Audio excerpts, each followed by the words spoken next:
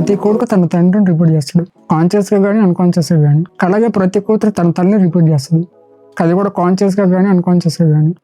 కానీ ప్రతి కొడుకు తన తండ్రిలా మారిపోతాడు, ప్రతి కూతురు తన తల్లిని అనుసరిస్తుంది. ఇది అబ్సల్యూట్ ఫ్యాక్ట్. కావాలంటే గమనించండి, తండ్రి ఈగోయిస్టిక్ డామినేటింగ్గా ఎలాగైతే ఉంటాడో కొడుకు కూడా అదే విధంగా మారుతాడు, అలానే బిహేవ్ చేస్తాడు. అలాగే తల్లి నాగింగ్, కేకలు వేయటం, టార్చర్ చేయటం, ఇవి కూతురు కూడా అదే చేస్తుంది, అలానే బిహేవ్ చేస్తుంది. దీనికి కారణం కండిషనింగ్. కండిషనింగ్ అంటే ఒక సెట్ ఆఫ్ ఫిక్స్డ్ ప్యాటర్న్ ప్రకారం పనిచేయటం. వారికి కూడా తెలియదు, ఎందుకంటే అది అన్కాన్షియస్గా చేసేస్తారు. మీరు గమనిస్తే తల్లికి కూతురికి ఏ విషయంలో పొత్తు కుదరదు, అలాగే తండ్రికి కొడుకు కూడా ఏ విషయంలో పొత్తు కుదరదు. తల్లి కూతురు ఒక చాటు ఉంటే ఆర్గ్యుమెంట్స్ జరుగుతుంటాయి, అలాగే తండ్రికి కొడుకు కూడా అంతే. ఉంటే సైలెంట్గా ఉంటారు, లేదు అంటే గొడవ, ఆర్గ్యుమెంట్స్.